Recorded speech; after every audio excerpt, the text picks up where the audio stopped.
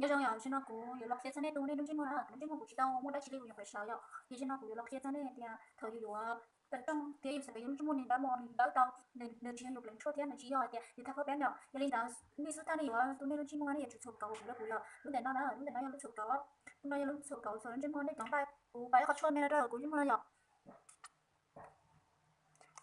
cũng chỉ tập lại chỉ được cũng chứ mà vậy ta chỉ cũng phải đi cái nào cũng lúc này cũng nó thì cũng đi sao họ cũng chỉ muốn tập lại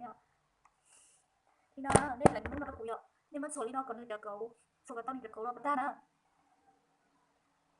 đây bây giờ mình cho những cái chủ nó có số cầu là bắt ta cho nên mình số đây ạ số ta cũng số đây mà khen nên nó là đi chụp cầu tao thì đó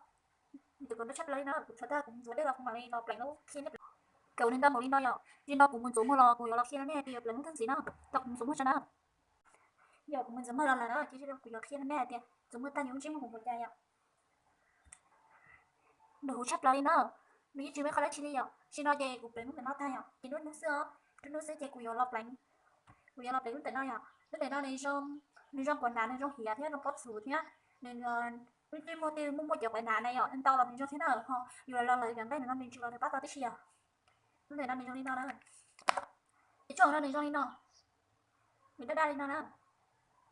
chỉ đọc là xìa cái món mình nó được lên nó sẽ nó đi chầu đi đáy tao là đó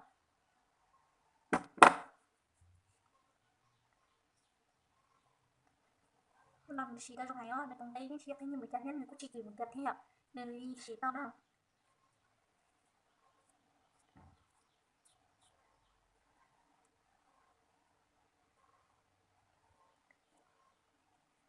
Nên nó xì tao đừng có đâu mình đó, nghĩ chỉ muốn lúc học bỏ lo á, nó xì tao trong này đi ạ. Tên tên nhà nó xong được đó của nó. Tao xì nó. Giờ lo là giờ, giờ nó xì nó mình tao đó.